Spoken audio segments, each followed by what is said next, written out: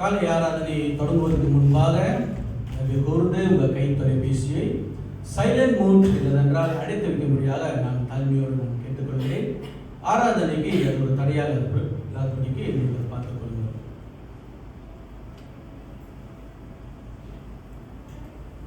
கண்களை மூடி ஒரு நிமிடம் உங்களுக்குள்ளே நீங்கள் செபித்துக் கொள்ளுங்கள்.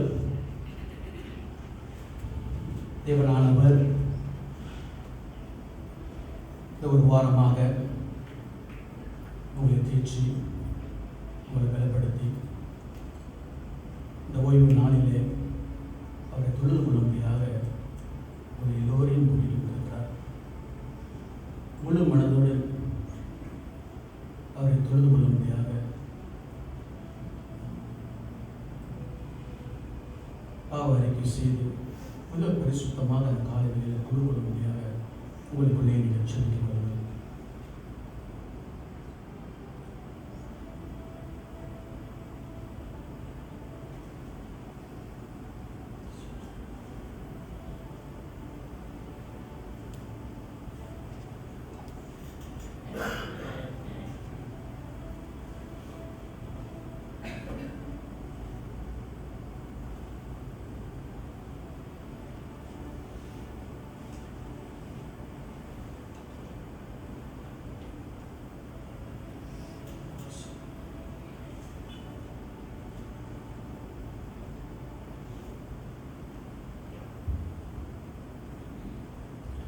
வேதத்திலிருந்து 2 வசனங்களை நான் வாசிக்கிறேன். 42ஆம் சங்கீதம் வசனம் 1, 2. மானானது நீரோடைகளை வாஞ்சித்து கதறுவது போல தேவனே என் ஆத்மா உம்மை வாஞ்சித்து கதறுகிறது. என் ஆத்மா தேவன் மேல், ஜீவனுள்ள தேவன் மேலே தாகமாய் இருக்கிறது. நான் எப்பொழுது தேவனுடைய சந்நிதியில் வந்து நிற்பேன்.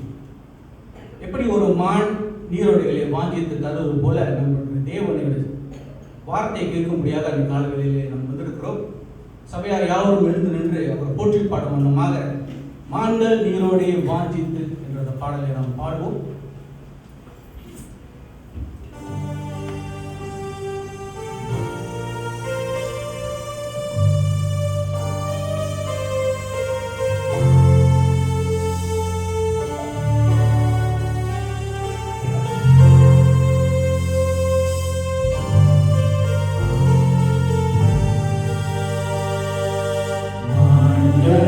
நீரோடை வாஞ்சித்து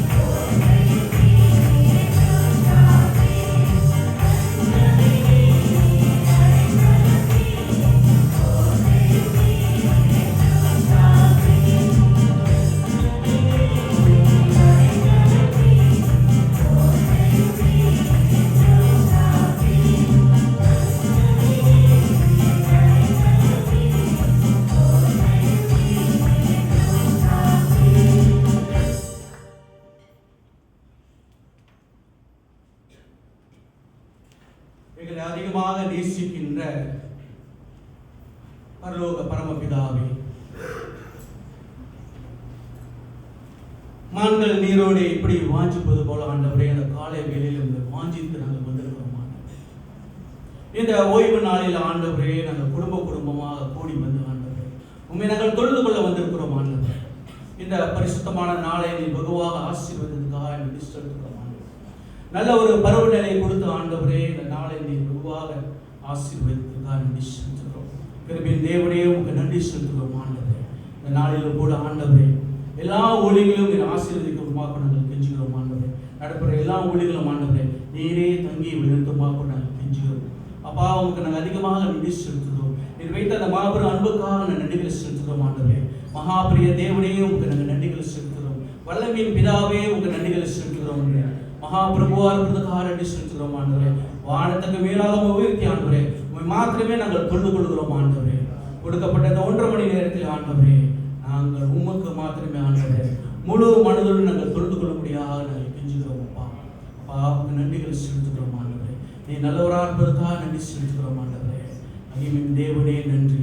அல்பாவும் உபயோகாவும் இருந்து இந்த வரையில் வலிந்து கொண்டிருக்க தேவனே உங்களுக்கு நன்றி செலுத்துகிறோம். உங்களோட கரம் ஆண்டவரே எங்கள் மேல் இருந்ததுக்காக நன்றி செலுத்துகிறோம் ஆண்டவரே.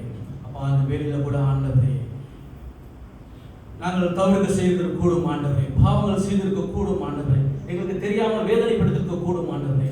எங்களை நீ மன்னிக்க வேண்டுமாக நாங்கள் கெஞ்சுகிறோம் ஆண்டவரே. எங்களை நீ சுத்திகரிக்க வேண்டுமாக நாங்கள் கெஞ்சுகிறோம் ஆண்டவரே. பரிபூர்ணமாக இந்த காலவெளியை நாங்கள் பங்கு கொள்ள முடியாத நாங்கள் கெஞ்சுகிறோம் அப்பா. குற்றம் குறைகள் பாவங்கள் எல்லாம் நீ மன்னிக்க வேண்டுமாக இந்த காலவெளியை உங்களுக்கு நாங்கள் கெஞ்சுகிறோம். மிக மிக பரிசுத்தமாக ஆண்டவரே மத்தியில் நாங்கள் பங்கு கொள்ள முடியாது. நீங்கள் உள்ளத்தை திறந்து தர வேண்டுமாக நாங்கள் கெஞ்சுகிறோம். இதை பெருக வேண்டும், நாங்கள் செருக வேண்டும். இந்த சிறுஜபதியானவராக இயேசு கிறிஸ்து நாமத்தில் எடுக்கிறோம் எங்கள் ஜீவன் உள்ள பரம்பிதா. ஆமென். ஆமென்.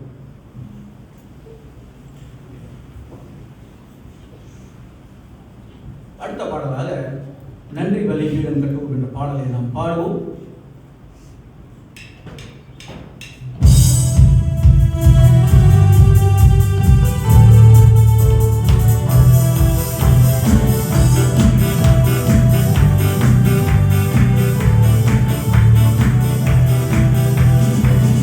Hallelujah.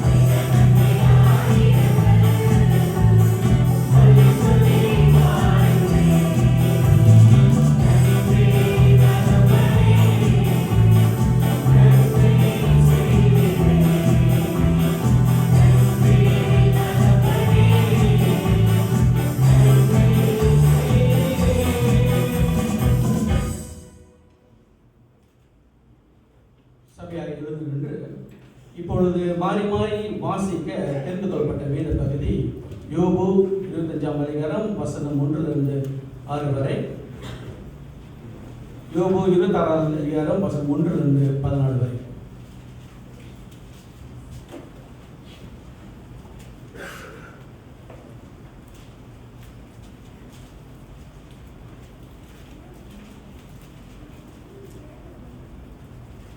பழைய ஏற்பாட்டின் பக்கம் 654. யோபு 25ஆம் அதிகாரம் 1 தொடங்கி 6 வரை. அப்பொழுது சூகியனான பில்தாத் பிரதியுத்தரமாக, அதிகாரமும்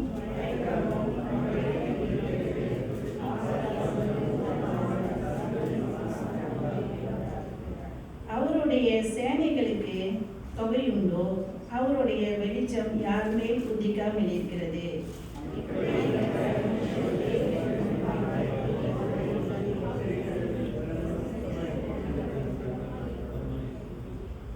சந்திரனை அண்ணாந்து பாரும், அதுவும் பிரகாசியாமல் இருக்கிறது. நட்சத்திரங்களும் அவர் பார்வைக்கு சுத்தமானவைகள் அல்ல.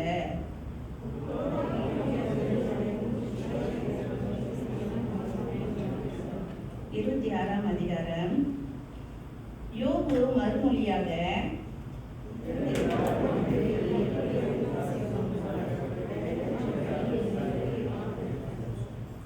நீ ஞானம் இல்லாதவனுக்கு எப்படி உசவு துணையாய் இருந்து மெய்ப்பொருளை குறைவாய் அறிவித்தாய்?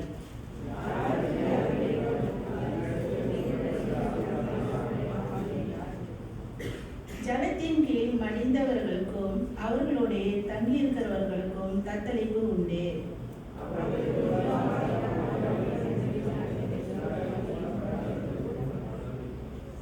அவர் உத்தர மண்டலத்தை வெட்டாவெளியிலே விரித்து பூமியை அந்தாரத்திலே தொங்க வைக்கிறார்.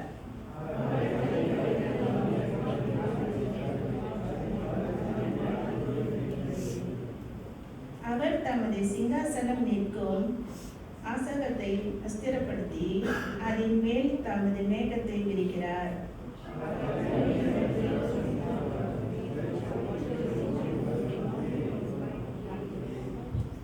அவருடைய கண்டிதல் வானத்தின் தூண்கள் அதிர்ந்து தத்தளிக்கும்.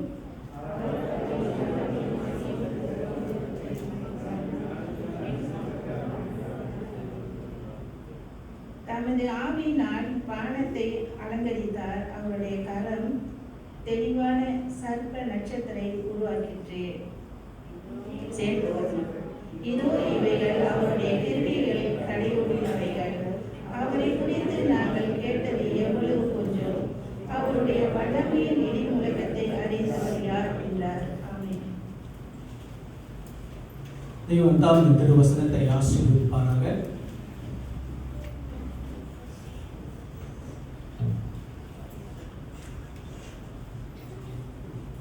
இயேசு கிறிஸ்துவின் நாமத்திலே உங்களை யாவரையும் உலுத்திரா பைபிள் பிரஸ்பிட்டரியன் தமிழ் ஆராதனைக்கு நான் அன்போடு வரவேற்கிறேன். இன்னைக்கு விசேஷமாக நம்ம மத்தியில் கோலாய் திருச்சபையிலிருந்து சகோதரர் சேமல் உதயசூரியன் வந்திருக்கிறார். தெய்வ செய்தியும் அவர் நமக்கு வழங்குவார். காணிக்கை தசம பாகத்தை எடுப்பது முன்பாக மேலும் ஒரு பாடலை பாடுவோம். உண்மை அல்லாமல் என்ற பாடலை நாம் பாடுவோம்.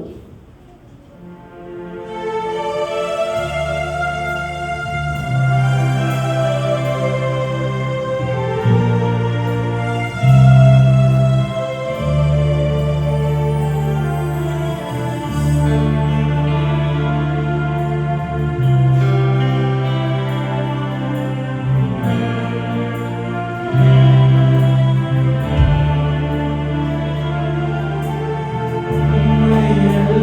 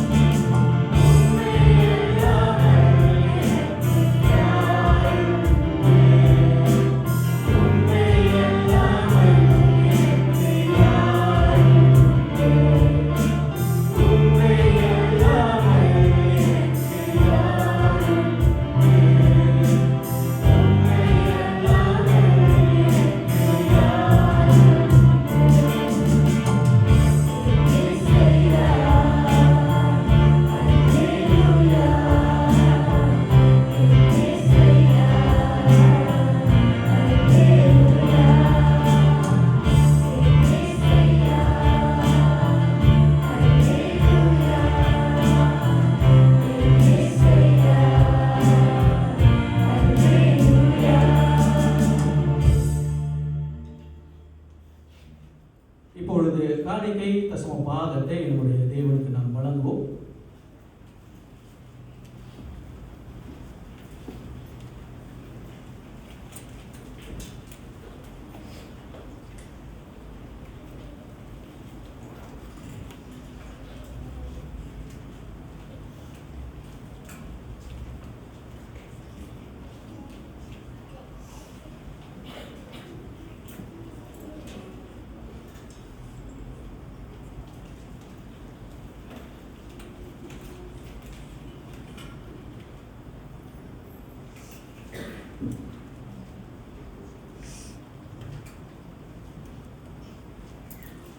சோஸ்திர பாடலை நாம் பாடுவோம்.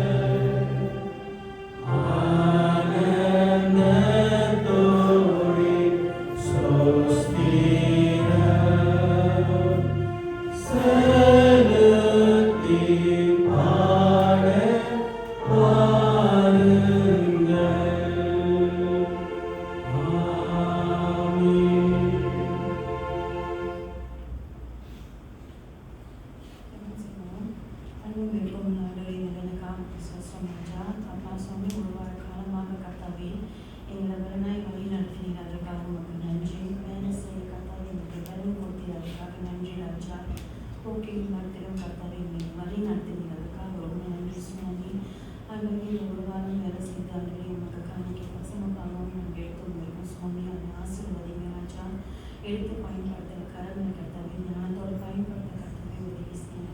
இயேசு நாமத்தில் ஜெபிக்கிறேன் ஜீவனுள்ள நல்ல பிதாவே. ஆமென்.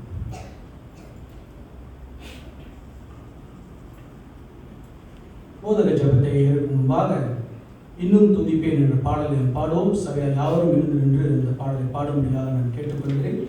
இந்த பாடலுக்கு பிறகு சபையின் எதிரர் அந்த போதக ஜெபத்தில் வழிநடத்துவார்கள்.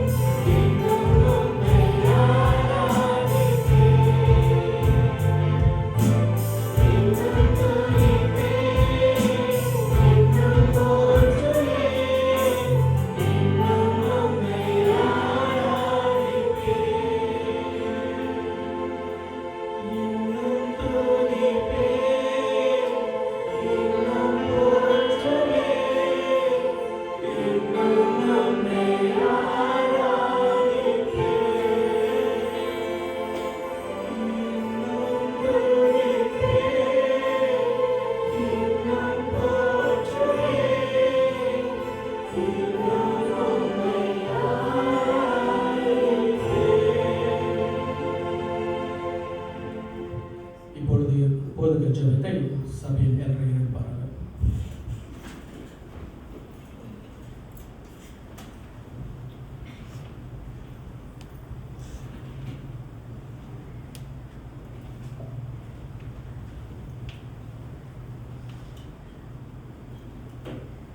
ஜெபம் செய்வோம்.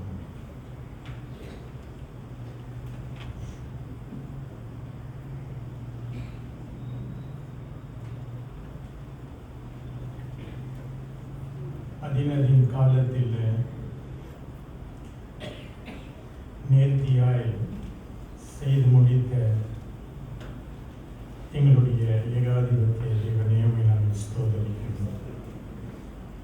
நீ நல்லவர், வல்லவர், கிருபை நிறைந்தவர். சிங்காசனத்திலே நீர் அமர்ந்து இந்த பூமியை நீர் ஆளுகை செய்கின்றதை நாங்கள் அதிகமாய் உணர்கிறோம். அப்படியாக ஆண்டவரே, எங்களுடைய வாழ்க்கையில ஒவ்வொரு நாளும் எங்களுக்கு வேண்டிய எல்லா கிருபையையும் தயவையும் நீர் எங்களுக்கு பாராட்டி ஒவ்வொரு நாளும் விசேஷித்த முறையில் நீர் எங்களுக்கு கிருபையை கொடுத்து எங்களை நீர் நடத்தி வருவதற்காக நாங்கள் உமக்கு நன்றி செலுத்திக் கொள்கிறோம். கடந்த 6 நாட்களில் நாங்கள் எண்ணி பார்க்கும் பொழுது மெய்யாகவே உடைய வழி நடத்துதல் எங்கள் குடும்பத்தின் மேலே அதிகமாக இருந்து, சபையார் மேலே இருந்து, நீர் எங்களுக்கு வேண்டிய எல்லா காரியத்தையும் நீர் எங்களுக்கு கொடுத்து பூர்த்தி செய்து எங்களுடைய ஜெபங்களை, விண்ணப்பங்களை நீர் கேட்டு காரியங்களை நீர் வாய்க்க பண்ணதற்காக நாங்கள் உமக்கு நன்றி செலுத்திக் கொள்கிறோம். சோர்ந்து போன நேரத்தில் நாங்கள் இருக்கும் போது உடைய வசனத்தை கொண்டு எங்களை நீர் ஆற்றி தேற்றி வருவதற்காக நாங்கள் உமக்கு நன்றி செலுத்திக் கொள்கிறோம். அந்த நன்றி உள்ளத்தோடு ஆண்டவரே, இந்த நேரத்தில் உடைய பரிசுத்த ஸ்தலத்திற்குள்ள நாங்கள் வரும்படி எங்களை எல்லாரையும் நீர் அழைத்து வந்த தயவுக்காக நாங்கள் உமக்கு நன்றி செலுத்திக் கொள்கிறோம். உமக்கு பிரியமில்லாத வாழ்க்கை நாங்கள் வாழ்ந்திருக்கிறோம். ஆண்டவரே, உம்முடைய வார்த்தைக்கு நாங்கள் கீழ்ப்படியாமல் இருந்திருக்கிறோம். எங்களுடைய எல்லா விதமான தப்பிதங்களையும் பாவங்களையும் ஆண்டவரே பலவீனங்களையும் தயவாய் இந்த காலை நேரத்திலே நீர் எங்களுக்கு மன்னித்து ஆண்டவரே, உம்முடைய சத்தத்திற்கு நாங்கள் செவி கொடுக்கும்படி எங்களுடைய சரீரத்தை, ஆவி, ஆத்துமாவை நீர் பலப்படுத்த நாங்கள் வேண்டுதல் செய்கிறோம். அந்த ஒவ்வொரு பிள்ளைகளையும் தொடர்ந்து நீர் நடத்தும். உடைய வார்த்தை கொண்டு இன்றைக்கு நீர் அவர்களோடு பேசி ஆண்டவரே, மன திருப்தியோடு, மன சந்தோஷத்தோடு, ஆசீர்வாதத்தோடு நாங்கள் வீடு திரும்ப எங்களுடைய ஆராதனை நாங்கள் உங்களுடைய திருப்பாதத்தில் வைக்கிறோம். கடந்த வாரத்தில் ஏறெடுக்கப்பட்ட எல்லா ஊழியங்களையும் கர்த்தர் ஆசீர்வதித்தீர். போன வார ஞாயிற்றுக்கிழமை எல்லா ஆராதனைகளையும் ஜெப கூட்டங்களையும் கர்த்தர் ஆசீர்வதித்தீர். அதற்காக நன்றி செலுத்திக் கொள்கிறோம். எங்களுக்கு முன்பதாக இருக்கின்ற எல்லா ஊழியங்களையும் கர்த்தர் தொடர்ந்து கிருபையாய் நடத்த நாங்கள் வேண்டுதல் செய்கிறோம். ஆண்டவரே, உலுத்தராம் திருச்சபைக்காக நாங்கள் வேண்டுதல் செய்கிறோம். இது காலம் வரை ஆண்டவரே, இந்த மந்தைகளை ஆண்டவரே நீர் வழி நடத்தி வந்ததற்காக நாங்கள் நன்றி செலுத்திக் கொள்கிறோம். வாழ்க்கையிலே கடந்து போகின்ற எல்லா சூழ்நிலைகளையும் கர்த்தர் தனிப்பட்ட முறையிலே அவர்களுக்கு ஏற்ற தயவையும் கிருபையையும் நீர் பாராட்டி வருவதற்காக நாங்கள் நன்றி செலுத்திக் கொள்கிறோம். வாழ்க்கை முடிந்தது, இதற்கு மேல் நான் வாழ வேண்டுமா என்று எண்ணிக்கொண்டிருக்கின்ற பிள்ளைகளுக்கு, உடைந்து போன பிள்ளைகளுக்கு கர்த்தருடைய துணை எப்பொழுதும் அவர்களுக்கு இருக்க நாங்கள் வேண்டுதல் செய்கிறோம். ஆண்டவரே, தனித்து வாழ்கின்ற தாய்மார்களுக்கு நீர் தொடர்ந்து கிருபை பாராட்ட நாங்கள் வேண்டுதல் செய்கிறோம். ஒவ்வொரு நாளும் இந்த தாய்களுடைய கண்ணீரை அறிந்த தேவனாக இருக்கிறேன். தொடர்ந்து ஆண்டவரே, ஏற்ற காலத்தில் அவர்களுக்கு வேண்டிய சமாதானத்தை நீர் கொடுக்கும்படி நாங்கள் வேண்டுதல் செய்கிறோம். வியாதியிலே கஷ்டப்படுகின்ற ஒவ்வொரு பிள்ளைகளுக்கு, சரீரத்தில் பலவீனப்பட்டிருக்கின்ற ஒவ்வொரு பிள்ளைகளுக்கு ஆண்டவரே, உம்முடைய கிருபை தொடர்ந்து அவர்களை சூழ்ந்து கொள்ள ஆண்டவரே அவர்களுக்கு வேண்டிய பலனை நீர் கொடுக்க, வேண்டிய சுகத்தை கொடுக்க ஆண்டவரே நாங்கள் தாழ்மையாய் வேண்டிக் கொள்கிறோம். நம்முடைய வாலிப பிள்ளைகளுக்காக நாங்கள் வேண்டுதல் செய்கிறோம்.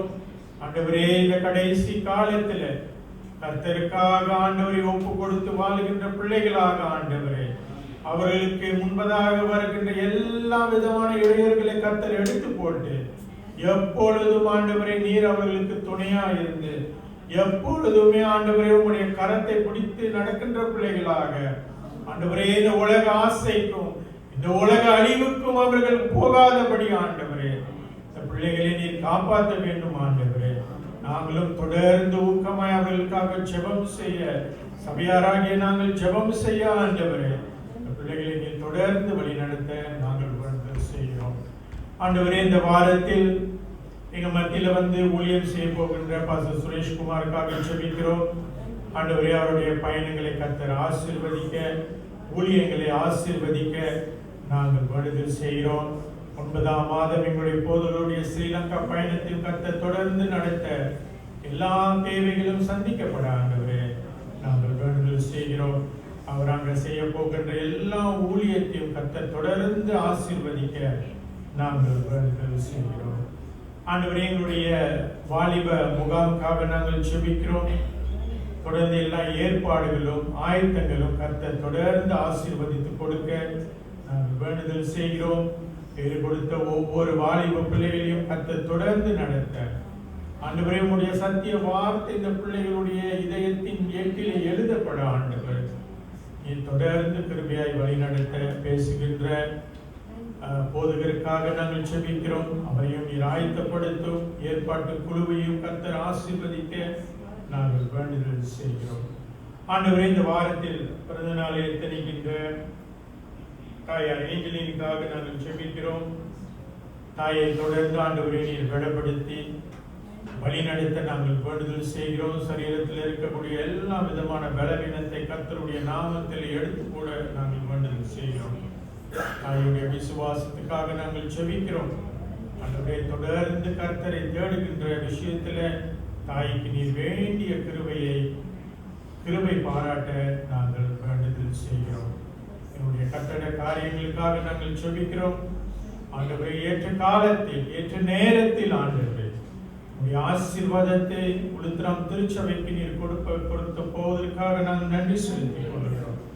அதுவரை நாங்கள் காத்திருந்து ஜெபிக்கின்றவர்களாக ஆண்டவரே உடைய அந்த ஆசீர்வாதத்துக்கு நாங்கள் எப்பொழுதும் காத்திருக்கின்ற பிள்ளைகளாக எங்களை நீர் தொடர்ந்து வழி நடத்தும். சிறுவர் பிள்ளை ஊழியர்களை கர்த்தர் தொடர்ந்து ஆசீர்வதிக்க நாங்கள் வேண்டுதல் செய்கிறோம். இன்றைக்கும் இந்த பிள்ளைகளுக்கு வகுப்பு எடுக்கின்ற ஆசிரியர்மார்களை தொடர்ந்து நீ நடத்தும்.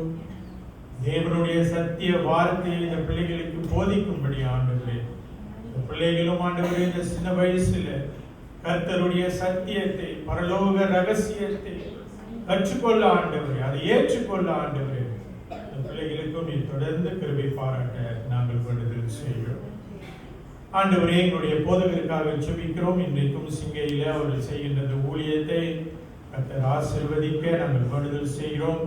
எல்லா ஆராதனைகளையும் கர்த்தர் தொடர்ந்து வழி நடத்த நாங்கள் வேண்டுதல் செய்கிறோம். குழாய் சபையில் இருக்கின்ற சகோதரி லட்சுமிக்காக நாங்கள் ஜெபிக்கிறோம். தாய்க்கு தொடர்ந்து உடைய கிருபை நீர் பாராட்டும். மருத்துவமனையில இருக்கின்ற இந்த நேரத்தில் அவர்களுக்கு வேண்டிய எல்லா சிகிச்சையையும் தயவோடு ஆண்டவரே பெற்றுக்கொள்ள ஆண்டவரே தாய்க்கு நல்ல சுகத்தை கட்டளையிட நாங்கள் வேண்டுதல் செய்கிறோம். இன்றைக்கும் எங்களுடைய மத்தியிலே கர்த்தருடைய வார்த்தை பகிர்ந்து கொள்ள உதயசூரியன் வந்திருக்கிறார். ஆண்டவரே அதற்காக நாங்கள் நன்றி செலுத்திக் கொள்கிறோம். சேமுக்கும் சகோதரி இறைச்சலுக்கும் தொடர்ந்து உடைய கிருபை உடைய அரவணைப்பு உடைய சமாதானம் எப்பொழுதும் இந்த தம்பதிகளோடு இருக்க நாங்கள் வேண்டுதல் செய்கிறோம். ஏறெடுக்கப்படுகின்ற ஊழியர்களை கர்த்தர் அங்கீகரிக்க நாங்கள் வேண்டுதல் செய்கிறோம். இன்றைக்கும் பரலோக வார்த்தை அவர் கொண்டு வந்திருக்கிறார். ஆண்டவரே எங்களுடைய செவிகளை நாங்கள் மந்தமாக்காதபடி ஆண்டவரே உடைய சத்திய வார்த்தைக்கு நாங்கள் செவி கொடுத்து கேட்க எங்களுக்கும் எங்களுடைய பிள்ளைகளுக்கும் கிருபை பாராட்ட நாங்கள் வேண்டுதல் செய்கிறோம். எல்லா தடைகளையும் கர்த்தருடைய நாமத்தில் எடுத்து போட நாங்கள் வேண்டுதல் செய்கிறோம். ஆண்டவரை பலவீனப்பட்ட ஒவ்வொரு உள்ளங்களையும் கர்த்தர் தொடர்ந்து ஆற்றி தேற்றி இந்த ஆராதனை நேரத்தில் எங்களுடைய சரீரம் தடையா இருக்காதபடி ஆண்டவரை தொடர்ந்து பெருமை கொடுத்து எங்களை வழி நடத்தும். முற்றிலுமாக நாங்கள் உடைய ஆராதனை, இந்த ஆராதனை உடைய திருப்பாத்து நாங்கள் ஒப்பு கொடுக்கிறோம். நீரை பொறுப்படுத்தி வழி நடத்துமாறு இயேசுவின் வல்லநாமத்தில் ஜெபம் கேளும் நல்ல பிதாவே, ஆமென். சபையார் அமருங்கள். இன்றைக்கும் நம்முடைய மத்தியிலே கர்த்தருடைய வார்த்தையை பகிர்ந்து கொள்ள சாமுவேல் ஈஸ்வரியன் குழாய் திருச்சபையிலிருந்து வந்திருக்கிறார். அவரை அன்போடு அழைக்கிறேன்.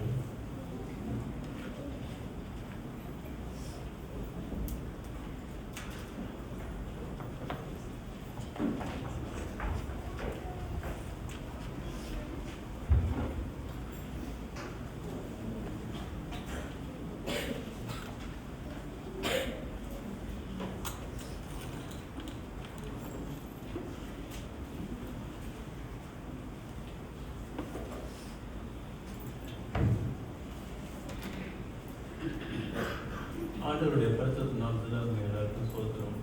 மீண்டுமாக ஆண்டவருடைய கிருபையினாலே உளுத்தான் சபையாக உங்களை, என்னுடைய சகோதர சகோதரிகளாகிய உங்களை சந்திக்க, உங்களோடு பேச ஆண்டவர் கொடுத்த வாய்ப்புக்காக நன்றி சொல்கிறேன். ரொம்ப நாளைக்கு கழிவாங்க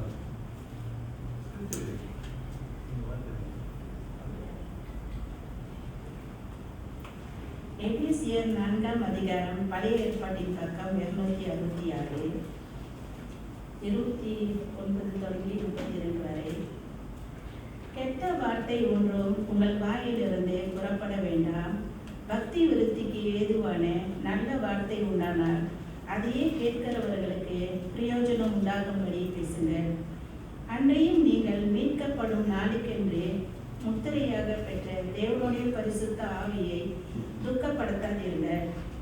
சகல விதமான கசப்பும், கோபமும், மூர்க்கமும், கூக்குரலும், தூஷணமும் மற்ற எந்த துர்குணமும் உங்களை விட்டு நீங்க கடவுது.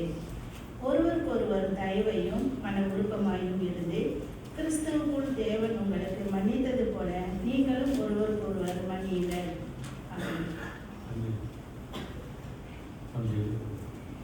எங்களை நேசிக்கின்ற எங்களுடைய காலை வேலையிலும் எங்களுடைய சத்திய வசனத்திற்கு பேசும் ஆண்டவரை வசனத்தில் எடுத்து பெற்று அடையை வழிநடத்தி சபையார் வசனங்கள் உள்ளத்தில் சென்றடைய வசனத்தில் நாமம் எங்களை பலப்படுத்தி வழிநடத்தும் கிறிஸ்து நாமத்தில்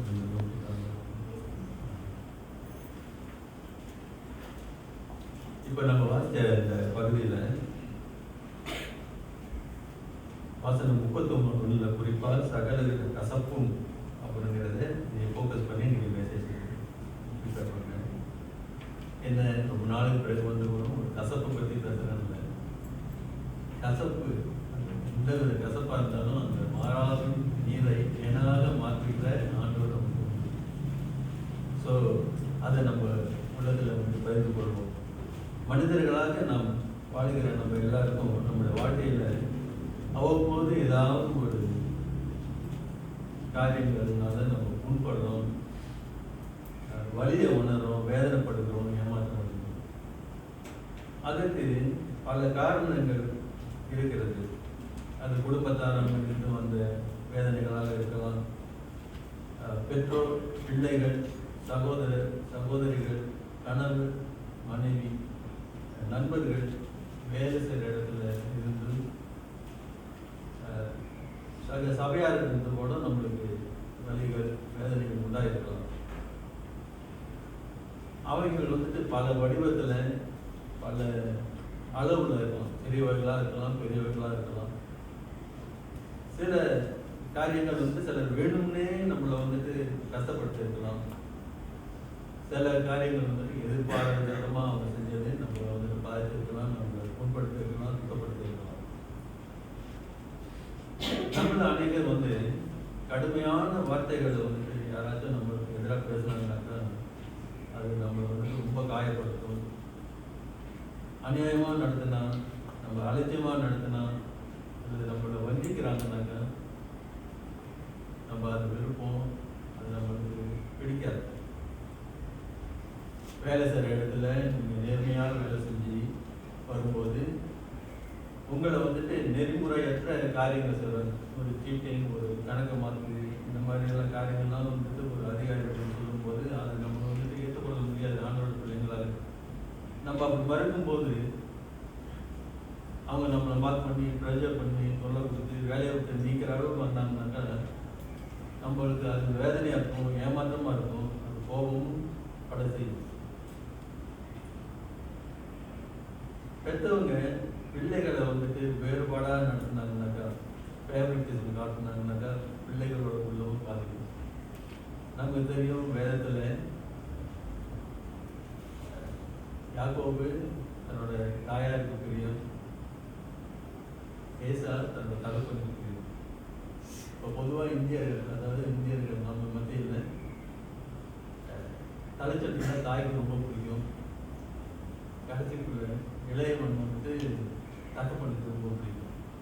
ஆனால் இந்த நடுவில் இருக்கிறாங்கல்ல அவங்கெல்லாம் கைவிடப்பட்ட மாதிரி இருப்பாங்க. ரெண்டு பேரும் ஆதரவு கொடுத்தாலும் அந்த அளவுக்கு ஒரு அட்டாச்மெண்ட் இருக்காது. ஏதாச்சும் ஒன்று வாங்கினா கூட மூத்தவனுக்கு ஒரு ஸ்பெஷல் இருக்கும், இளையவனுக்கு ஒரு ஸ்பெஷல் இருக்கும், நடுவில் உள்ளவங்களுக்கு அது கொஞ்சம் அவ்வளோ சரியாக இருக்காது. இதனால இதை பார்க்குற இந்த பிள்ளைங்க மனசு வந்துட்டு வேதனைப்படல, ஆணுக்குள்ள தானே. ஸோ அதனால நம்ம வந்து கவனமாக இருக்கணும். அடுத்தது பிள்ளைங்க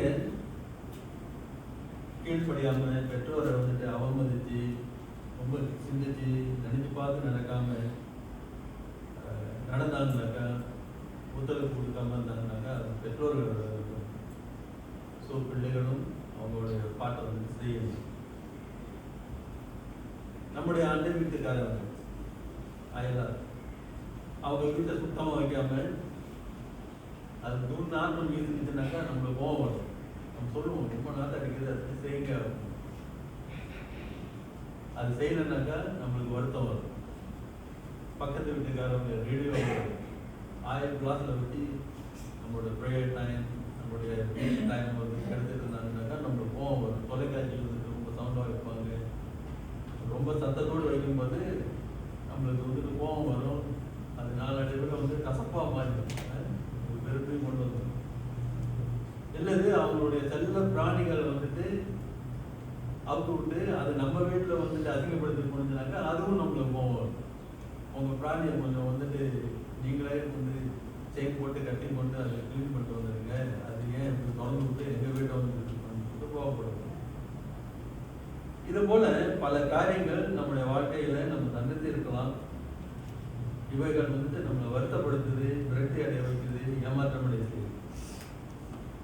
இவைகள் கோபத்தில் ஆரம்பித்தாலும் நாளடைவில் அதுக்கு காரணமா இருக்கிறவங்க மேல கசப்பை நம்மளுக்கு உண்டாக்குது. ஸோ இப்படி நம்ம வாழ்க்கையில தினமும் ஏதாவது ஒரு நம்மளை துன்பப்படுத்தும், வேதனைப்படுத்தும், ஹர்ட் பண்ற காரியங்களை நம்ம வந்துட்டு சந்திக்கிறது உண்டு. இப்போ நான் வாகனத்தில் போயிட்டு இருக்கேன், ரொம்ப ஜெயமாக இருக்குது, நான் ஒரு சேர்ச்சுக்கு வந்துட்டு ஆன் டைம் வந்து சேர்ந்து ஆகணும். உதாரணத்துக்கு சொல்கிறேன், நானே எப்படா அடுத்த பட்டி நவரும் இந்த டைமை கேட்சப் பண்ணி வரலான்னு இருக்குன்னு பார்க்கும்போது ஒரு பொருள் வந்து இருக்கும், எரிச்சலாக இருக்கும். நம்மளே இல்லது ஹாஸ்பிட்டல் அப்பாயின்மெண்ட் அல்லது ஒரு இன்டர்வியூ அப்பாயின்மெண்ட் போகிற மாதிரி இருக்கும்போது அந்த மாதிரி காரியம் கொடுக்க விட்டாங்கன்னாக்கா அது ரொம்ப தலைமை விபத்து நம்ம நாட்டில் ரொம்ப பாவம் வரும். இருந்தாங்க என்ன ஆகிடும், அந்த விளைவுலாம் டக்கு டக்குன்னு மனசில் ஓடி அது வந்துட்டு டென்ஷன் ஆக்கிடும். பாவமாக இருக்கிற நம்ம டென்ஷன் ஆக்கி அடுத்த முறை போகும்போது நம்ம காரியம் என்ன செய்வோம், பம்பர் டு பம்பர், கிட்ட கிட்ட கிட்ட கிட்ட கிட்ட கேப் விடாமல் பார்ப்போம். எப்படி அது நம்மளோட கேரக்டரை மாற்றி பார்த்தீங்களா, அந்த டென்ஷன் நம்மளை அப்படியே பாதிப்புக்குள்ளார கொண்டு வரும். ஸோ கசப்பு என்பது ஒரு நச்சு உணர்வு. கசப்பு நமக்குள்ளார உண்டாக்குனாக்க அது ஒரு விஷம். அது நம்மளோட மனநலத்தை, நம்மளுடைய உடல் நலத்தை, நம்மளுடைய ஆத்மீக நலத்தையும் சேர்ந்து பாதிக்கக்கூடிய ஒன்று. இந்த கசப்புக்கு நம்ம இடம் கொடுத்ததுனால அதை சரி செய்யாமல் நம்ம அலட்சியமாக விட்டாக்கா அது நமக்குள்ளார வெறுப்பு, பொறாமை, பழிவாங்குதல் போன்ற காரியங்களை வந்துட்டு உண்டாக்குவதோடு நம்மளை சுற்றி இருக்கிறவங்களையும் அந்த கேரக்டரை வந்துட்டு இன்ஃப்ளூயன்ஸ் பண்ணும். அவங்க மாதிரி செயல்பட அவங்களையும் வந்துட்டு இன்ஃப்ளூயன்ஸ் பண்ணும். கசப்புங்கிறது நம்ம சந்தோஷத்தை திருடக்கூடிய ஒன்று. மன அமைதியை குலைச்சி அது நம்ம கட்டுப்படுத்த இடம் கொடுத்தனாக்கா நம்முடைய கேரக்டரையே அது மாற்றிடும். ஸோ நம்ம ரொம்ப கேர்ஃபுல்லாக இருக்கணும். நம்முடைய வார்த்தைகள் மாறும். ஆண்டவரிடமும் மனுஷர்களிடமும் நம்ம கொண்டுள்ள உறவு வந்துட்டு பாதிக்கப்படும். நம்முடைய வாழ்க்கை வந்துட்டு அது சுதந்திரமாக வாழ விடாது. அந்த கசப்பு உள்ளுக்குள்ள இருந்துட்டு நம்மளை வந்துட்டு அதோடைய விருப்பப்படி நம்மளை செய்ய தூண்டும். ஸோ கசப்பு என்ன செய்யுது? கிடைச்சதுன்னா கசப்பு என்கிற கூண்டுக்குள்ளார நம்மளை போட்டு அடைச்சிடும். அது ஒரு கூண்டா மாதிரி, அதுலேருந்து எஸ்கேப் பண்ண முடியாமல் கசப்பு கூண்டுக்குள்ள நம்ம போட்டு அடைச்சிடும். விசுவாசிகள் ஆகிய நாம் எதிர்நோக்குகிற பாதிப்புகளில் ஒன்று தான் இந்த கசப்புங்கிற காரியம். அது நம்ம பிசாசுக்கு வந்துட்டு கதவு திறந்து வச்சு உள்ளவா அப்படின்னு சொல்லிட்டு அதுக்கு இடம் கொடுக்குற மாதிரியான ஒரு காரியம். அதுக்கு நம்ம இடம் கொடுத்துட்டோம்னாக்கா அந்த கசப்பையே பயன்படுத்தி பிசாசு நமக்கும் மற்றவங்களுக்கும் உள்ள உறவை பாதிப்பு செய்வான். ஆண்டவருக்கான ஊழியர்களை தரங்கள் செய்வான். நிறைய பாதிப்புகளை கொண்டு வருவான். அந்த கசப்புன்றது அப்படியாக செய்யும். குடும்பத்தில் உள்ள உறவுகள் பாதிக்கப்படும். நண்பர்கள், நம்மளோட உறவினர்கள் மத்தியில் உள்ள உறவுகளும் இந்த கசப்புங்கிற காரியத்தினால பாதிக்கப்படும். ஸோ கசப்பு சமாதானத்தை, நல் இணக்கத்தை வந்துட்டு கெடுக்கக்கூடிய ஒரு காரியமாக இருக்கு. அது மனுஷன் கூட மட்டும் பாதிப்பு உண்டாக்குறது இல்லை, ஆண்டவர்கிட்ட நம்ம கொண்டு இருக்கிற நல்ல உறவை கூட பாதிக்கும். கசப்புங்கிறது நம்மளுக்கு வெற்றியை கொடுக்காது, அது தோல்வியை தான் கொடுக்கணும். ஞாபகம் வைக்கணும். நம்முடைய வாழ்வையும் நம்முடைய சுற்றி உள்ளவங்க வாழ்வையும் அது பாதிக்கிறது மட்டும் இல்லாமல் கசப்புங்கிற உணவுக்கு நம்ம பயன்படுத்தினாக்கா நம்ம உள்ளுக்குள்ளார உள்ள இரக்கம், மன்னிப்பு, அன்புங்கிற நல்ல குணத்தை அது ஒரு சாய்ட்டை தள்ளி விடும். இது ஆக்கிபை பண்ணி இது மேலோங்கி நிற்கக்கூடிய ஒரு காரியம் இந்த கசப்பு. ஸோ அதனால தேவனுடைய ஆலோசனைக்கு இடம் கொடுக்காம தேவனுக்கும் நமக்கும் அது என்ன செய்யும்? ஒரு தடை வேலி போல ஒரு பேரியரா அது வந்துட்டு நிற்கும். அந்த கசப்புங்கிறது நம்ம உள்ளத்துல இருக்கும்போது வேதாகமத்துல நம்ம எல்லாரும் கசப்பை பற்றி நம்ம படிச்சிருக்கிறோம். இப்போ நம்ம வாசித்த பகுதியில்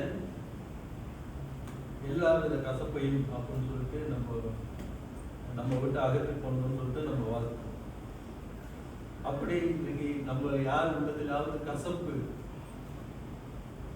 என்ற ஒரு காரியம் இருந்தால், யாருக்கும் மத்தியில் ஒரு கசப்பு இருந்தாலும், எந்த காரியத்தை குறித்து உங்களுக்கு கசப்பு இருந்தாலும் நீங்கள் வந்துட்டு கசப்புங்கிற காரியத்தை உங்கள் உள்ளத்துல இருந்து அகற்றணும். அதுதான் வேத வசனம் இன்னைக்கு நம்ம எல்லாருக்கும் சொல்றது. சிலர் தேவன் கொண்டது அவங்க கசப்பை காமிப்பாங்க. தங்களுடைய அன்புக்குரியவர் வந்துட்டு இழப்பினால, மருத்துவ காரணங்களால, தாங்கள் சந்தித்த அநியாயமான காரியங்களால பலர் வந்துட்டு அந்த கசப்பான காரியத்தை வந்துட்டு ஆண்டவர்கிட்ட வந்துட்டு காமிக்க முடியும். அவங்க தங்களோட ஏமாற்றத்தினால கசப்படைஞ்சிட்டு, ஆண்டவரே ஏன் எனக்கு இது நடக்குது, ஏன் அப்படின்னு சொல்லிட்டு ஆண்டவரையே கேள்வி கேட்க அது நம்மளை வந்துட்டு புஷ் பண்ணும். கணவன் மனைவி மத்தியில் நல்ல உறவு இல்லாமல், மதிப்பு மரியாதை ஒருத்தருக்கு கொடுக்காம இருக்கிறதுனால நம்ம போய் ஆண்டவர்கிட்ட வந்துட்டு பாருங்க, நீங்கள் கொடுத்த மனைவி, நீங்கள் கொடுத்த புருஷன் அப்படின்னு சொல்லிட்டு ஆண்டவர்கிட்ட நம்ம அந்த கசப்பை காமிக்க. ஆனால் அநேக தடவை நம்ம காமிச்சிருக்கோம். சிலருக்கு வந்துட்டு தங்களே கசந்து கொள்வாங்க. அது வெளியில தெரியாது, ஆனா உள்ளுக்குள்ள கசந்து கொண்டு என்ன சொல்லுவாங்கன்னாக்கா, எனக்கு தேவை, அவ சொன்னாங்க, நான் கேட்கல, புத்திமதி கேட்கல, சொல் பேச்சை கேட்கல. அதனால இப்போ நான் கஷ்டப்படுறேன்.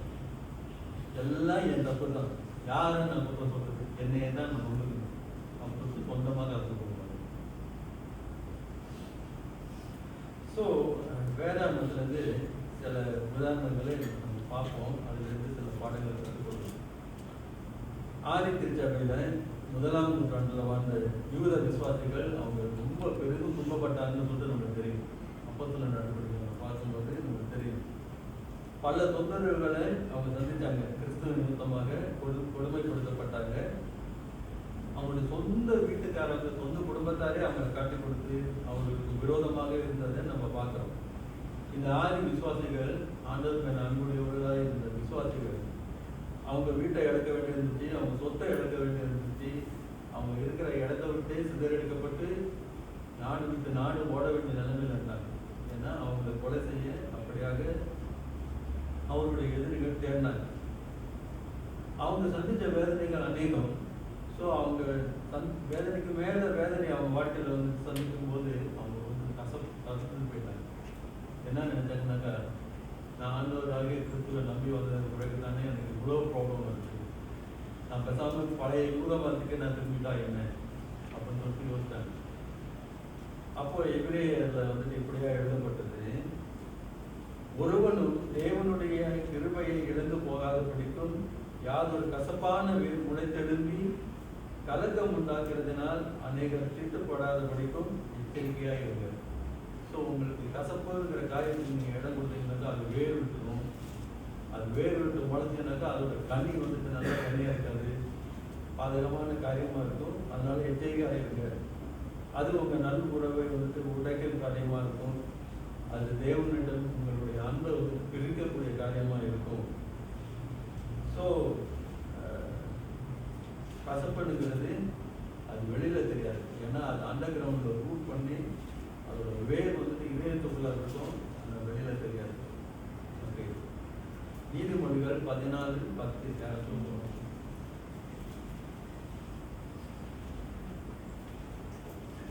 இருதயத்தின் கசப்பு இருதயத்திற்கே தெரியும், அதின் மகிழ்ச்சிக்கு அந்நிய முகத்தையாக.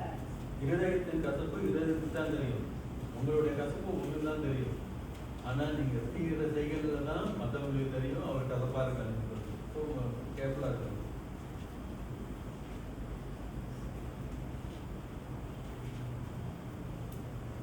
நம்முடைய உள்ளத்தில் வந்துட்டு நம்ம நினைக்கலாம், ஆண்டவர் ஏன் இந்த வேதனைகளை அனுமதித்தார், ஏன் தேவன் இடைப்பட்டு இதை வந்து தடுக்கலை, எனக்கு வந்துட்டு உதவலை என்று நம்ம வருத்தப்பட்டு உள்ளங்களில் கசப்புங்கிற வேருக்கு நம்ம இடம் கொடுக்கக்கூடாது. அதை குறித்து நம்ம எச்சரிக்கையாக இருக்கணும். விசுவாசம்ங்கிறது தேவன் மேலே நம்மளுக்கு எப்போதும் இருக்கணும். அந்த விசுவாசம்ங்கிறது தேவன் நமக்கு கொடுத்திருக்கிற ஒரு தெரிவு. விசுவாசிக்கிறது விசுவாசிக்கிறது உங்களை பொறுத்தது. ஆனால் தேவனுடைய செயல்களை நம்ம எப்போதுமே புரிந்து கொள்ள முடியாது. அவர் ஏன் இந்த காரியத்தை சில சமயம் அனுமதிக்கிறாரு, நம்ம வாழ்க்கையில் போராட்டத்தில் ஆதி விசுவாசிகள் வந்து நல்லதானே செய்யாங்க அப்படின்னு சொல்லிட்டு பார்க்கறாங்க. அவங்க சிதறடிக்கப்பட்டு போனதுனால வந்து ஆசீர்வாதம் இருந்தாலும் காஸ்பல் ஸ்ப்ரெட் பண்ணி அநேக ஆத்மாக்கள் ரசிக்கப்பட்டது. அதன் நோக்கத்தினால தான் ஆண்டவர் அவங்களை சிதறடிக்க அனுமதிக்கிறார். அதுபோல நம்ம வாழ்க்கையில சில பிரச்சனைகளையோ வேதனைகளையோ கஷ்டங்களையோ தேவன் அனுபவிச்சாருங்க. நம்ம கெட்டவங்க அப்படிங்கிறதுனால இருக்குது. அவரு நம்ம இருந்த இடத்துலயே உட்காந்துக்கிட்டு அவருக்காண்டு உதவி செய்யாம நம்ம டைமை வந்து வேஸ்ட் பண்ணிட்டு இருக்கோம்னாக்கா அவர் சில சமயம் நம்ம மூவ் பண்ண வைக்க அவர் எதை வேணாலும் செய்வார். ஏன்னா அவர் நம்ம நேசிக்கிறாரு, அவர் நம்மளை வழிநடத்த விரும்புகிறாரு, அவர் நம்மளை பயன்படுத்த விரும்புகிறாரு. ஆனால் நம்மளால சத்தமே புரிந்து கொள்ள முடியாது. ஏன் ஆண்டவர் தடுக்கல, எனக்கு எது இருந்து நான் எல்லா காரியங்களிலும் சர்ச் அட்டண்டன்ஸில் சரி, ஆப்ரேட் டாய்ஸு ஊழியர்கள் எல்லாம் தானே செய்யுது அப்படின்னு சொல்லிட்டு கடவுள்கிட்ட நம்ம வந்து புறப்பட்டுக்க முடியும். அது நாளடைவில் அது கசப்பாக போயிடும். அதனால நம்ம தேவனை நம்பணும், ஆண்டவரை நம்ம முதல்ல நம்பணும். அவர்கிட்ட நம்ம கேள்வி கேட்கறத, புறப்பட்டு கொள்றத, முறுமுறுக்கிறத குறிப்பாக ஆண்டவருக்கு பிடிக்காது. முறுமுறுக்கிறது அதை நம்ம தவிர்க்கணும். இது கசப்புங்கிற காரியம் நம்மளுக்கு செய்யக்கூடிய ஒரு பாதகமான ஒரு விளைவு ஏற்படும். ஆண்டவருடைய பிள்ளைங்களாக இருக்கிற நம்ம உலகத்தாரிலிருந்து கூட நம்மளுக்கு பிரச்சனை இருக்கும்.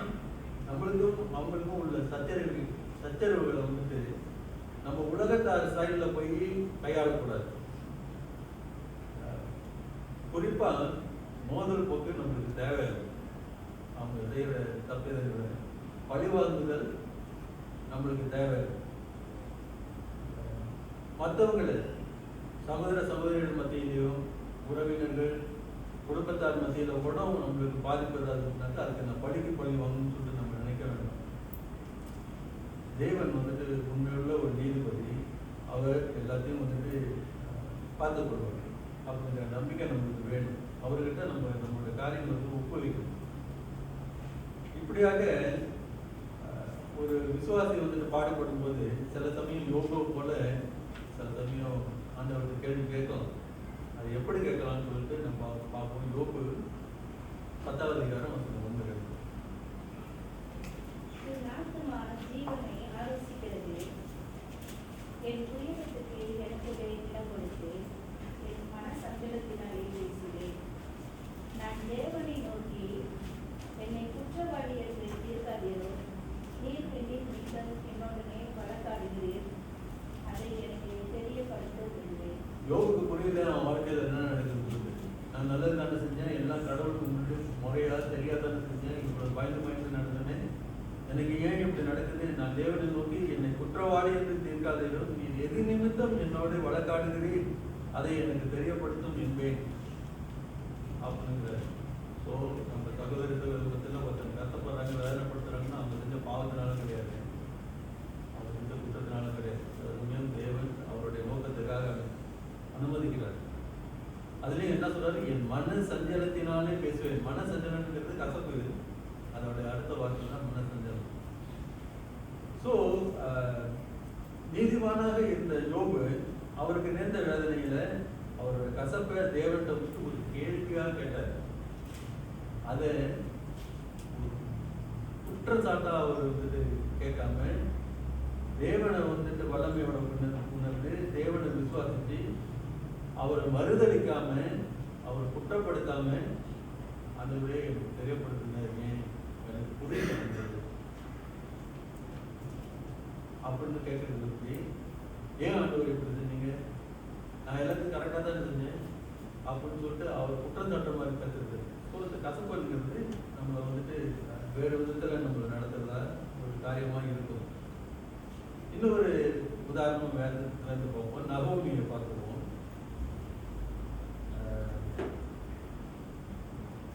பழைய ஏற்பாடு பக்கம் 334 எடுத்துக்கொள்ளுங்க.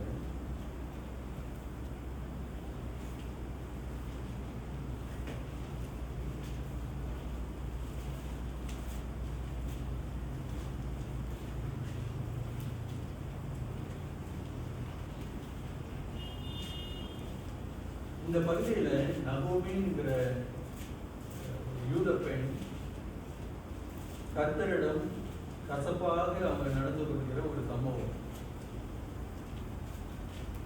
அதை குறித்து நம்ம பார்ப்போம். இங்க நடந்த காரியம் என்னன்னாக்கா, நான் முதல்ல சுருக்கமா சொல்றேன். ஆண்டவருடைய சித்தத்துக்கு விரோதமாக நகோமியும் அவருடைய கணவர் எலிமெலேக்கும் பிழைப்புக்காக அவங்க நாடை விட்டு பக்கத்தில் உள்ள நாடாகிய மோவாப் என்கிற தேசத்துக்கு அவங்க வந்துட்டு புலவு நடத்த போறாங்க. ஆனா என்ன நடந்தது? அவங்க போன இடத்துல அவங்க கணவர் இறந்தாரு, அவங்களோட 2 மகன்களும் இறந்துட்டாங்க. ஸோ இப்போ 2 மருமகள் மட்டும்தான் அவங்களுக்கு இருக்குது. ஸோ அவங்க கணவனையும் அவருடைய 2 குமாரனையும் இழந்துட்டதுனால இவங்களுக்கு வந்துட்டு மன வருத்தம் வந்து தேவன் மேல குற்றச்சாட்டு மாதிரி அவங்க என்ன செஞ்சாங்கன்னாக்கா இப்படியா சொன்னாங்க. அவங்க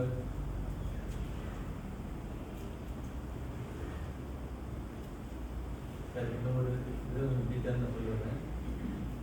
அவங்க கசப்படைஞ்சாங்க. கசப்படைஞ்சி இருக்கிற நிலையில இஸ்ரவேல் தேசத்துல திருப்பியும் செழிப்பான ஒரு நிலைமை வந்தப்போ திருப்பி நாட்டுக்கு வந்துட்டு அவங்க திரும்பி வர்றாங்க. அப்பொழுது 1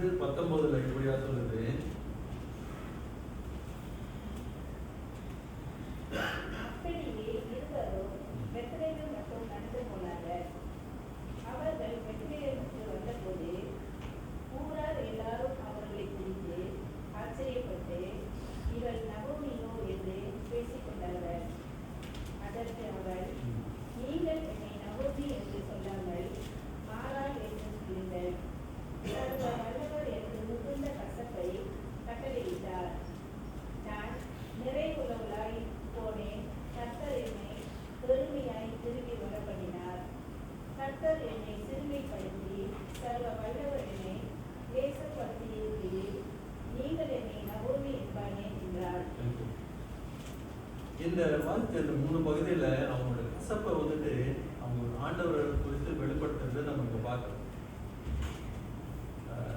முதல்ல அவங்க என்ன சொல்றாங்க, ரூத் 1:13 வந்துட்டு கர்த்தருடைய கை எனக்கு விரோதமாக இருக்கிறது, ஆண்டவருடைய கை எனக்கு விரோதமாக இருக்குது அப்படின்னு சொல்லிட்டு ஆண்டவர் குற்றம் சாட்டுறாங்க.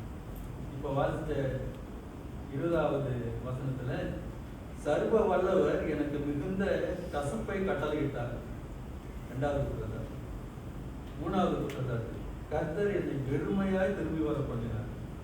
என்னை வந்துட்டு ஒன்றும் இல்லாமல் ஓட்டாண்டிய என்னை ஆண்டவர் வந்து திரும்பி வர பண்ணாரு அப்படின்னு சொல்லிட்டு 3வது குற்றச்சாட்டு. கர்த்தர் என்னை சிறுமைப்படுத்தினார், என்னை வந்துட்டு ஒன்றுமில்லாமல் ஆக்கிட்டார், என்னை சிறுமைப்படுத்திட்டார் அப்படின்னு சொல்றாங்க.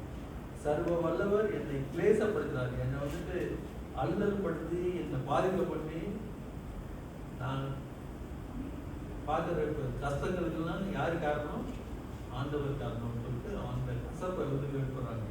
அப்போ அவங்க நாடு திரும்பினப்போ கேட்குறாங்க, இது நகோமியா இருக்கு அப்படின்ட்டு, என்னையே நகோமின்னு கூப்பிடுங்க, என்னை வந்துட்டு மாறான்னு கூப்பிடுங்க. மாறாளுங்கிறது கசப்பு, நகோமிங்கிறது இனியவள்னு அர்த்தம். என்னை இனியவள்னே சொல்றீங்களா, நான் இப்படியெல்லாம் வந்து கடவுள் என்னை தியாகி இருக்கும் போது என்னை நீங்கள் வந்துட்டு இனியவள்னு சொல்லலாமா, என்னை வந்துட்டு மாறாள்னு சொல்லுங்க. அந்த அளவுக்கு அவங்களுக்குள்ள ஆத்திரமும் அந்த கசப்புனால தேவன் மேல கோபமும் வெறுப்பும் அவங்க காமிச்சாங்க. ஆனா நம்ம வந்து கேட்க வேண்டிய கேள்வி என்னன்னாக்கா, இங்க நகோமியின் வாழ்வில் நடந்ததுக்கு அவங்களுடைய இந்த நிலைக்கு யாரு காரணம்?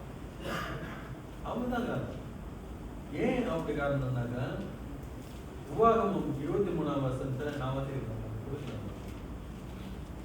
இப்படியாவது சொல்லுது, ஆண்டவர் வந்துட்டு இஸ்ரவேல் மக்களுக்கு வந்துட்டு மோசேயின் மூலம் ஒரு கட்டளை கொடுக்கிறார், அம்மோனியனும் மோவாபியனும் கர்த்தருடைய சபைக்கு உட்படலாகாது, 10ஆம் தலைமுறையிலும் என்றென்றைக்கும் அவர்கள் கர்த்தருடைய சபைக்கு உட்படலாகாது. நீ உன் 1000 நாட்கள் உள்ளளவும் ஒரு காலம் அவர்கள் சமாதானத்தையும் நன்மையையும் தேடாதே. அவங்க கிட்ட சமாதானத்தையும் தேடாதே, அவங்க கிட்ட நன்மையும் தேடாதே. மோவாப், அம்மோனியன், இந்த 2 பேர்கிட்ட நீங்க உறவு வச்சுக்காதீங்கன்னு சொல்லிட்டு ஆண்டவர் வந்துட்டு அவங்க வந்துட்டு எச்சரிக்கைப்படுத்திருந்தார்.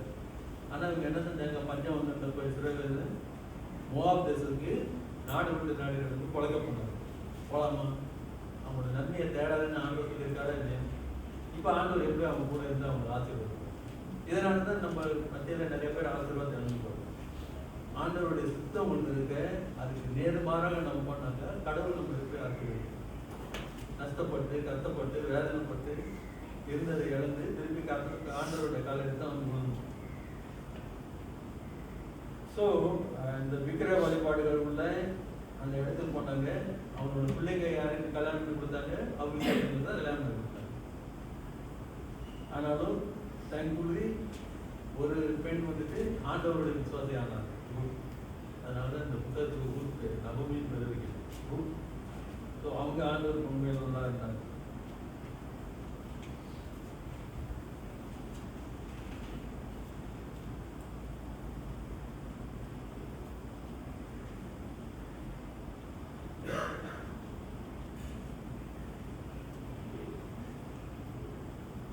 கசப்பை மேற்கொள்றதுக்கு நம்ம என்ன செய்யலாம்? வேதாகமம் கசப்புகளிலிருந்து நாம் மேற்கொள்ள விடுபட நம்மளுக்கு ஆலோசனை கொடுக்குது. அதுக்கு ஒரு வழி என்னன்னாக்கா, மத்தேயு 6:14. மனுஷனுடைய தப்பிதங்களை நீங்கள் அவர்களுக்கு மன்னித்தால் உங்கள் பரமபிதா உங்களுக்கு மன்னிப்பார். மன்னிக்கிறதும் மன்னிக்காததும் கடவுள் நம்மளுக்கு கொடுத்திருக்கிற உரிமை. அந்த ஆண்டவர் சொல்றாரு, நீங்கள் மன்னிச்சிருங்க, பிறருடைய குற்றத்தை நீங்க மன்னிங்க. ஏன் உங்கள்கிட்ட மன்னிக்க சொல்றாங்க? அந்த அதிகாரம் உங்களுக்கு தான், நீங்க தான் அதை செயல்படுத்தணும். இட்ஸ் நாட் பாஸ்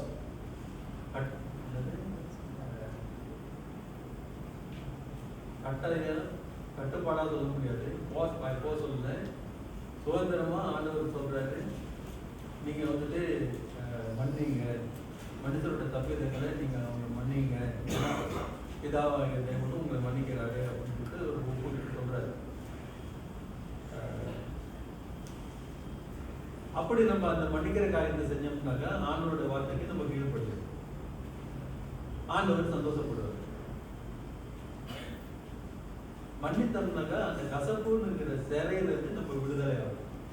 ஏன்னாக்கா அந்த கசப்பை நம்ம மன்னிப்புங்கிற காரியத்தை மூலமாக நம்மளை விட்டு விலக்கி வைக்கணும்.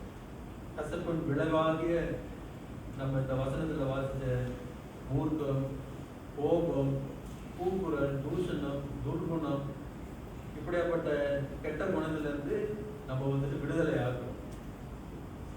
கசப்புக்கு மருந்து மன்னிப்பு. ஞாபகம் இருக்குங்க, கசப்புக்கு மருந்து வந்து மன்னிப்பு. நீங்க மன்னித்தீங்கன்னாக்கா கசப்பு, நீங்க மன்னிக்கலைனாக்கா இன்னும் கொடுத்துக்கிட்டே இருந்துருக்கும் அந்த கசப்பு. ஆண்டவராகிய கர்த்தர் நம்மளை மன்னிக்கிறது, மனம் திரும்புகிறவர்கள் அவர் மன்னிக்கிறது அநேக பகுதிகளில் வேதத்திலிருந்து நம்ம பார்க்கிறோம்.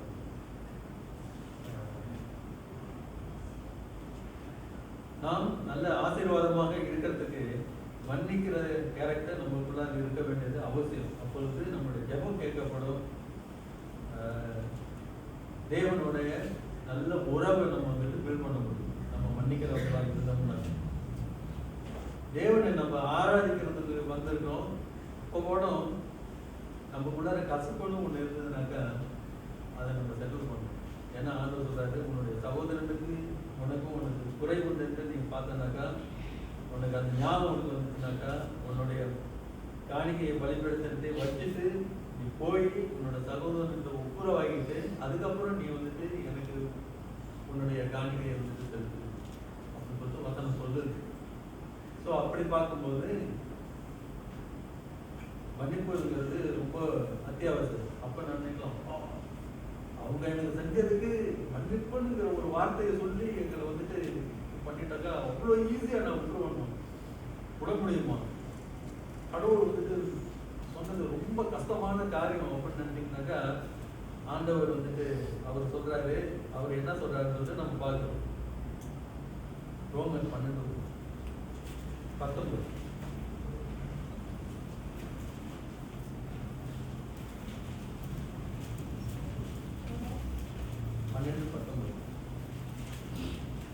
நான் வாசிக்கிறேன். பிரியமானவர்களே, பழி வாங்குதல் எனக்குரியது, நானே பதில் செய்வேன் என்று கர்த்தர் சொல்லுகிறார் என்று எழுதியிருக்கிறபடியால் நீங்கள் பழி வாங்காமல் கோபாக்கினைக்கு இடம் கொடுங்கள். பிரியமானவர்களே, பழி வாங்குதல் எனக்குரியது, நானே பதில் செய்வேன் என்று கர்த்தர் சொல்லுகிறார். ஆண்டவர் சொல்றாரு, உங்களுக்கும் இன்னொருத்தருக்கும் ஒரு பிரச்சனை இருக்கு, நீங்க அவங்க மன்னிக்க சிரமப்பட்டீங்கன்னாக்கா ஆண்டவர் சொல்றாரு, நீ மன்னி, நான் உனக்காக செட்டில் பண்றேன். ஆண்டவர் சொன்ன தெய்வரா இருக்கு. நம்ம பழி வாங்குறதுக்கு போய் இறங்கணும்னாக்கா அது எங்க தப்பா ஏற்குமாதான் கூட குறைய விபரீதமா போகக்கூடிய காரியங்கள் உண்டு. ஆண்டவர் சொல்றாரு, நீ கோபத்துல செய்வ, நீ ஆத்திரத்தில் செய்வ, நீ யோசிக்காம செய்வ, நீ என்கிட்ட அந்த வேலை விட்டு நீ மன்னிச்சு பழி வாங்குறத நான் பார்த்துக்கேன்.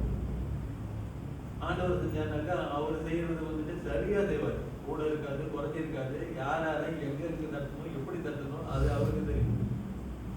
ஸோ கடவுள்கிட்ட அந்த உங்களோட வாதத்தை மற்றவங்க மன்னிக்கிறது கஷ்டமா இருந்துச்சுனாக்கா அந்த கஷ்டம் தூக்கி கூட கஷ்டப்பட்டு, ஆண்டவரே நீங்க சொன்னீங்க, ஆண்டவரே பழி வாங்குதல் என்னுடையது, ஓகே நான் உங்ககிட்ட ஹேண்ட் ஓவர் பண்ணிடுறேன், let me be free from என்னை வந்துட்டு இந்த கசப்புலேருந்து என்னை விடுதலை ஆகுங்க அப்படின்னு நீங்க நீங்க விடுதலை ஆகி பாருங்க. கசப்புல இருந்து உங்க வாழ்க்கை எவ்வளவு அன்பினாலும் நற்குணங்களாலும் நிறைஞ்சு நீங்க ஆண்டவருக்கு வந்து பிரகாசிக்கிற நட்சத்திரங்களாக, ஆண்டவருக்கு பிரியமான பிள்ளைகளாக இருக்கணும்.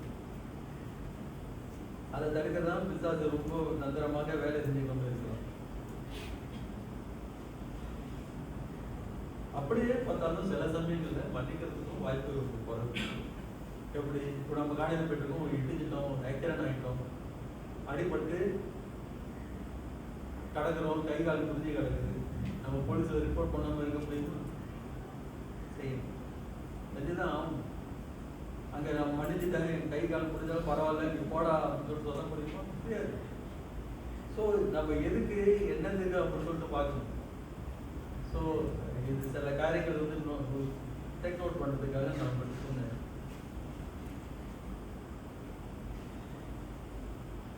பிறரை நம்ம மன்னிக்கிறதுங்கிறது ஆண்டவர் நமக்கு கொடுத்த முன் உதாரணம். அவர் சிலுவையில் இருக்கும்போதே தன்னை முன்பொருத்தவங்களை இதாகவே உங்களுக்கு மன்னியும் அப்படின்னு சொல்லிட்டு அவர் கசப்பை காமிக்காம தன்னோட அன்பை தான் வந்துட்டு ஆண்டவர் வந்துட்டு சக மனிதர்களுக்கு அவர் காண்பித்தார்.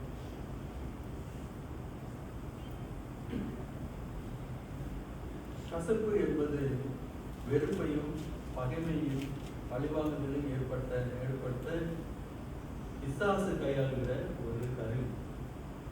கசப்புங்கிறது அவன் கையில ஒரு கருவி. மன்னிப்புங்கிறது இந்த கசப்பை நம்ம இதயத்திலிருந்து அகற்றி நம்மளை அதுல இருந்து விடுதலையாக்க ஆண்டவர் பயன்படுத்துகிற கருவி. உங்களுக்கு கசப்பு வேணுமா அல்லது மன்னிப்பு வேணுமா? நீங்க யார் பார்க்கணும்? நீங்க முடிவு செய்யணும். கசப்பு கை கொடுத்தீங்கன்னாக்கா பிசாசுக்கு கை கொடுக்குறீங்க. மன்னிப்புக்கு நீங்க கை கொடுத்தீங்கன்னாக்கா ஆண்டவருக்கு கை கொடுக்குறீங்க. ஆண்டவர் கருத்தை நீங்க பற்றி கொள்றீங்க. ஸோ நீங்க தான் நீங்க முடிவு செய்யணும்.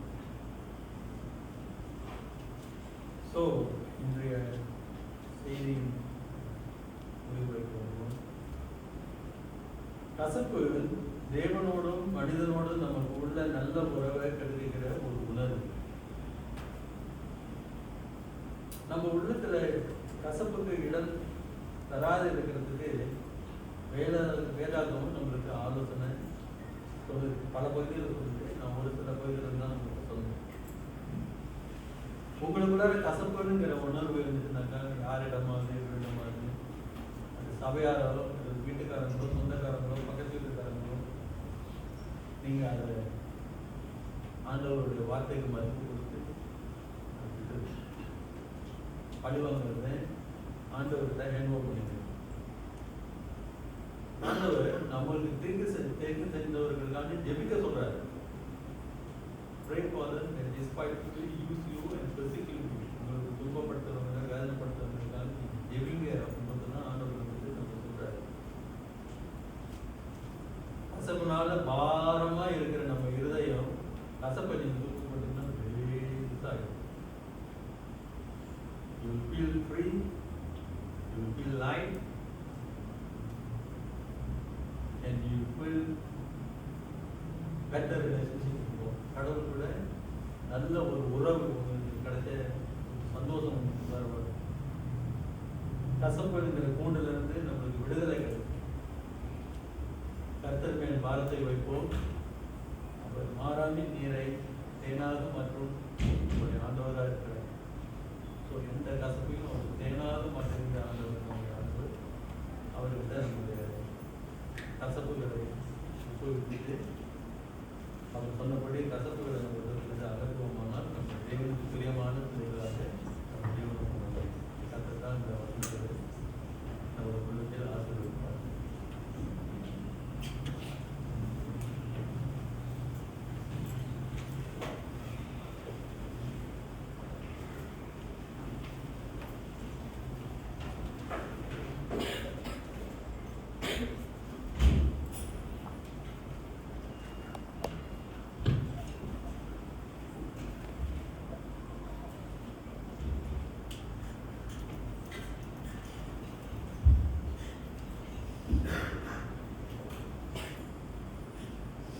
இறுதி பாடலுக்கு நாம் வருவோம். சபையா யாவரும் எழுந்து நின்று தேவா நான் இதனால் விசேஷித்தவன் என்ற பாடலை நாம் பாடுவோம்.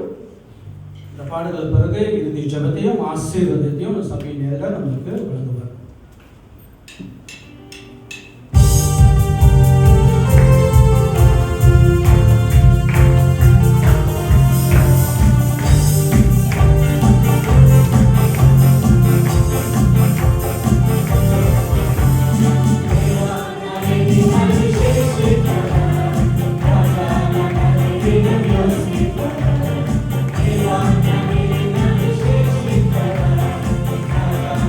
Thank you.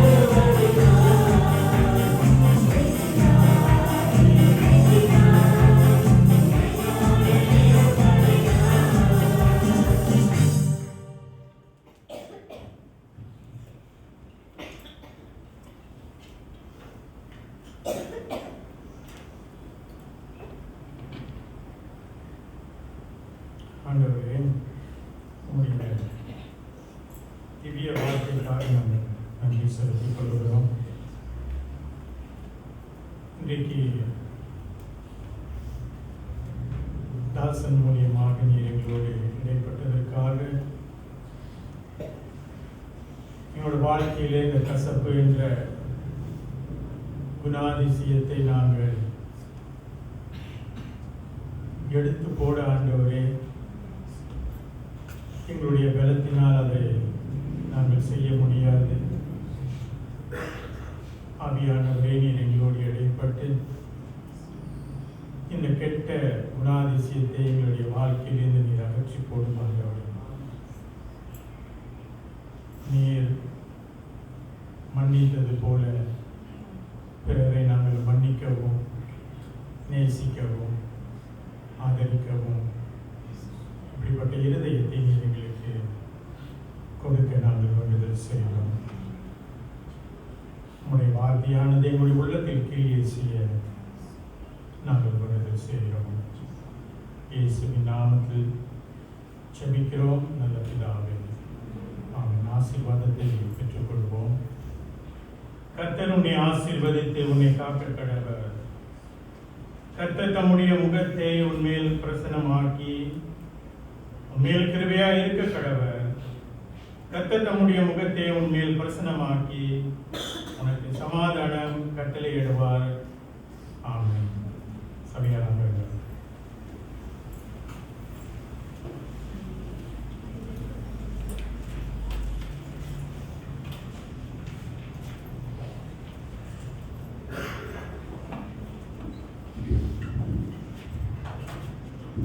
அறிவிப்புக்கு நாம் வருவோம்.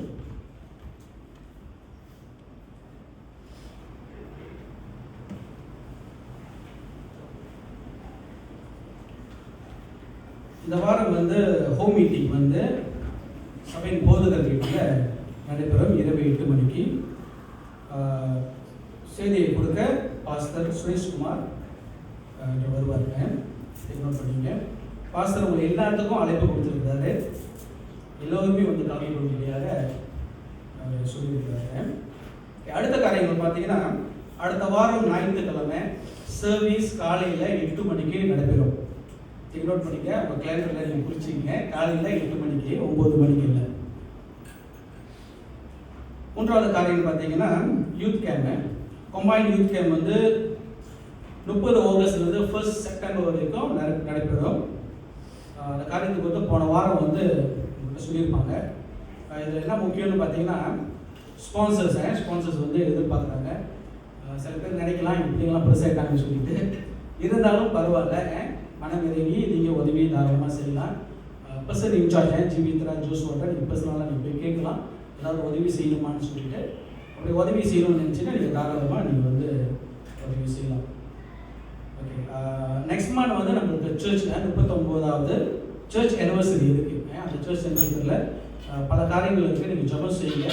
அந்த ஊழியம், அந்த ஆராதனை சிறப்பாக நடக்கும்படியாக உங்களோட ஜெபத்தில் நீங்கள் வைத்துக் கொள்ளுங்கள். அவ்வளோதான் அனௌன்ஸ்மெண்ட். தேங்க்யூ.